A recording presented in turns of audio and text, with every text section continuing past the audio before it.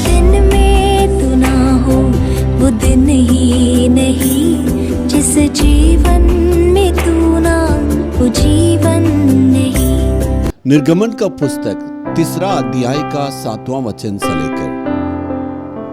फिर यहोवा ने कहा, मैंने आपकी प्रजा के लोग से मिस्र में हैं उनके दुख को निश्चय देखा है, और उनकी जो चिल्लाहट परिश्रम करने वालों के कारण होती है उसको भी मैंने सुना है, और उनकी पीड़ा पर मैंने चित्त लगाया है।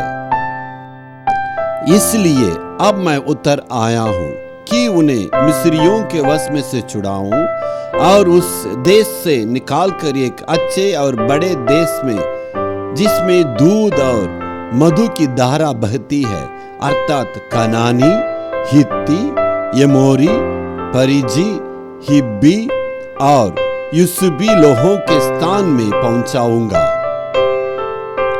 अब परमेश्वर मूसा से कहा, रेगिस्तान में अपने सारे बकरों को चरा के वो सबको एकांत में छोड़ के परमेश्वर के पर्वत पर आया। एकांत में 40 साल बकरों को चराने के चलते अपने सारे खूबियों को वो खो बैठा है। अपने सारे खूबियों को भूलकर, ये परमेश्वर का पर्वत, इसको भी वो भूलकर वहां पर अकेले आके खड़ा है। तब परमेश्वर मूसा की बुलाहट के बारे में बातें किया। परमेश्वर को मालूम हो गया मूसा परमेश्वर की इच्छा को पूरा करेगा। अपने दिल की सारी बातों को कहने के लिए मूसा से परमेश्वर ने बातें किया। हे मूसा, मेरे लोग मिस्र में दुख सहते हैं, वे क्लेश में रो रहे हैं। उनको मैं मिस्र से छुड़ाकर जहां मधु और धाराएं बहती है वहां मैं ले जाऊंगा। इसलिए तू आ, मेरे लोगों को मिस्र में से छुड़ाना, फिर उनको पास मैं भेजूंगा, तुम उनसे बातें करना है। इसलिए आओ करके परमेश्वर ने मूसा को बुलाया।